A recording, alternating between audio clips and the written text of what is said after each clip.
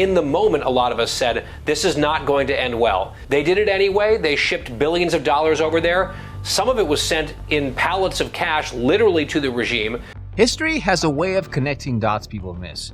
And Fox News played an Obama clip suggesting the groundwork for today's Iran standoff may have been laid during his presidency, which is actively trying to deny.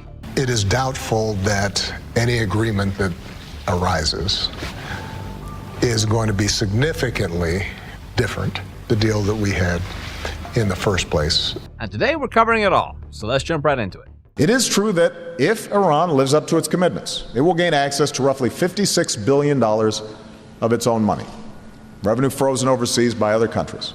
But the notion that this will be a game changer, with all this money funneled into Iran's pernicious activities, misses the reality of Iran's current situation. Iran's leaders have raised the expectations of their people that sanctions relief will improve their lives. Even a repressive regime like Iran's cannot completely ignore those expectations.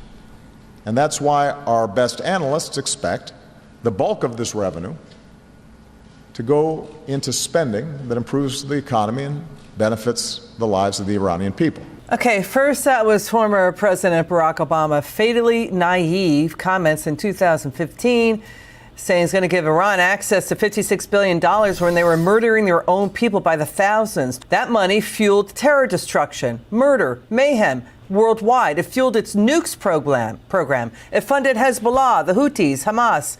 Now, an argument could be made that the JCPOA became Obama's 21st century version of peace for our time, because almost everything promised when the deal was being sold ended up going the other direction. Instead of moderating the regime, the sanctions relief and pallets of cash gave it room to breathe. Iran expanded its weapons programs, poured even more money into proxy groups across the region, and became a much bigger problem than it had been before. And what's interesting is that Fox aired this segment well before the Trump administration reached a memorandum of understanding with whoever is in charge of Iran. And Guy Benson pointed out exactly the kind of wishful thinking any administration needs to avoid when negotiating with that regime. In retrospect, what do you make of what you just heard? Well, when Obama said those things back then, a lot of us were saying that's not true and that's fatally naive, to use your term. I think that's putting it kindly. It wasn't just retrospect. In the moment, a lot of us said this is not going to end well. His administration and the president himself, they were obsessed with appeasing or trying to draw the Iranian regime into the global community. They enriched them, they cajoled them, they buttered up to them. They did everything they could to try to thaw those relations and remake the Middle East, I think, in a way that was always crazy and always doomed because of the evil nature of the regime. They did it anyway. They shipped billions of dollars over there. Some of it was sent in pallets of cash, literally to the regime. Every single thing that they hoped and dreamed about in the Obama administration vis-a-vis the regime has been yet again proven to be an absolute fantasy. And now finally the delusion is over. Now, we certainly can't talk about the JCPOA without bringing up the current Memorandum of Understanding. If we compare the thinking behind the two, it's clear that at least some lessons were learned.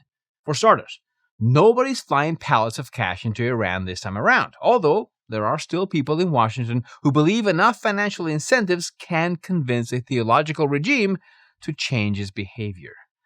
There also appears to be tighter safeguards on any money that's eventually released, as it'll reportedly be held in escrow accounts, and there'll be more oversight on how it's going to be spent.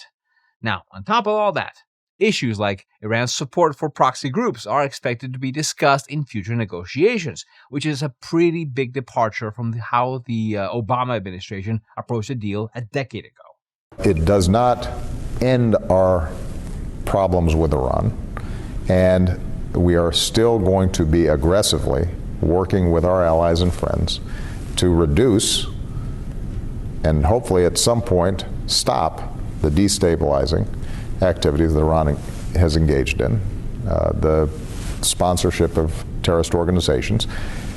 And that may take some time, but it's our belief, it's my belief, that we will be in a stronger position to do so if the nuclear issue has been put in a box. On CNN earlier today, Deputy Secretary of State Tony Blinken acknowledged that no one can guarantee that none of the cash payment will end up funding Iran-backed terrorist groups.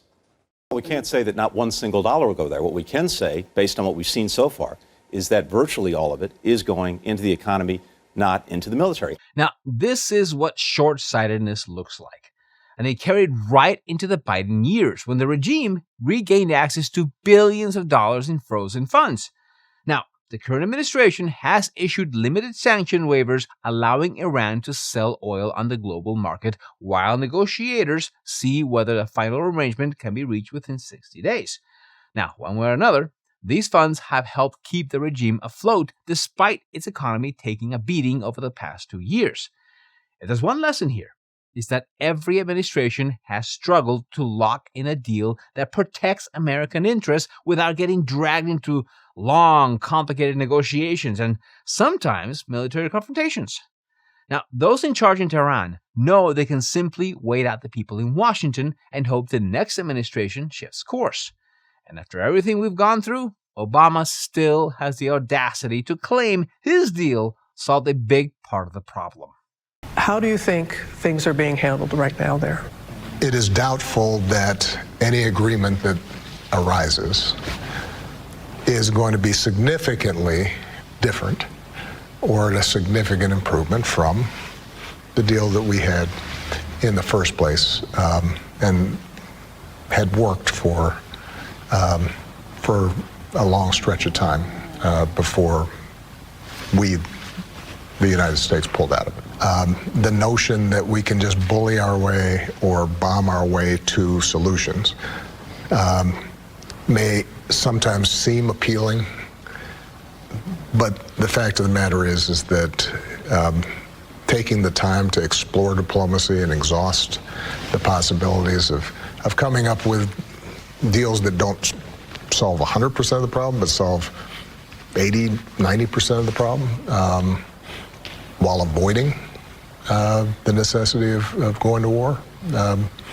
You'd think we would have learned that lesson by now, but it seems like every so often we have to relearn that lesson again. Now, whatever deal ends up being signed, whether it leaves Iran stronger or weaker, we're all going to live with the consequences, which is why this shouldn't be a partisan issue where the people defend those in charge just because of their party affiliations. But Obama's lack of self-awareness is really hard to ignore. The concessions he made during the JCPOA negotiations effectively became the starting point for future talks. And everyone knows the Iranian regime doesn't exactly negotiate from a position of generosity. So acting like his deals solved the problem while ignoring the many more it created is delusional, to say the least. Let me know in the comments your thoughts on this story. Don't forget to like and subscribe. And remember, keep thinking.